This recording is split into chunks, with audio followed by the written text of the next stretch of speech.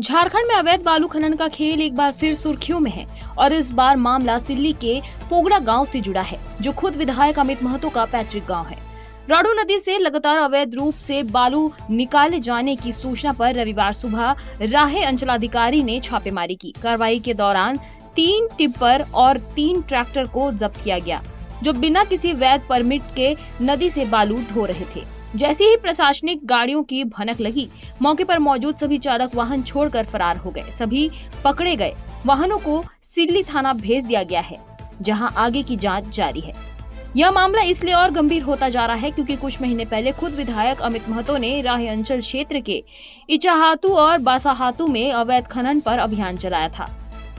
उन्होंने तब कहा था कि उनके क्षेत्र में खनन माफियाओं को किसी भी हाल में बख्शा नहीं जाएगा, लेकिन अब उनके ही गांव में राडू नदी से लगातार अवैध खनन होना यह साबित करता है कि या तो प्रशासनिक कार्रवाई महज दिखावा है या फिर स्थानीय स्तर पर राजनीतिक प्रभाव के चलते माफिया निर्भीक होकर काम कर रहे हैं।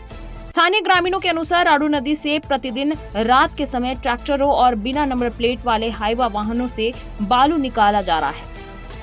इन बालुओं का अवैध भंडारण गांव के आसपास होता है और रात होते ही यह बालू रांची और बोकारो जैसे शहरी इलाकों में सप्लाई कर दिया जाता है।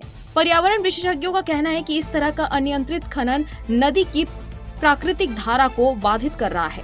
नदी के किनारे धंसने लगे हैं, जलस्तर घट रहा है और आसपास के खेतों में सिंचाई की समस्या उत्पन्न हो रही है। लंबे समय तक यह स्थिति बनी रही तो राडू नदी सूखने के कगार पर पहुंच सकती है। स्थानीय लोगों का आरोप है कि प्रशासन को सब कुछ पता है, लेकिन कार्रवाई सिर्फ औपचारिकता बनकर रह गई है। जब भी किसी अभियान की घोषणा होती है, कुछ ट्रैक्टर और टिप्पर पकड़े जाते हैं और कुछ दिनों बाद फिर वही सिलसिला शुरू हो जाता है। ग्रामीणों का कहना है कि यदि प्रशासन वास्तव में गंभीर होता तो इन बालू डंपों को नष्ट कर दिया जाता और ट्रैक्टर मालिकों के खिलाफ कड़ी कार्रवाई होती। इस पूरे घटनाक्रम ने राजनीतिक हलकों में भी हलचल मचा दी है। लोग सवाल उठा रहे हैं कि जब विधायक खुद अवैध खनन विरोधी अभियान चलाते हैं तो उनके ही गांव में यह सब कैसे हो रहा है? क्या यही स्थानीय प्रशासन की लापरवाही है या फिर किसी प्रभावशाली संरक्षण का यह कारोबार जारी है?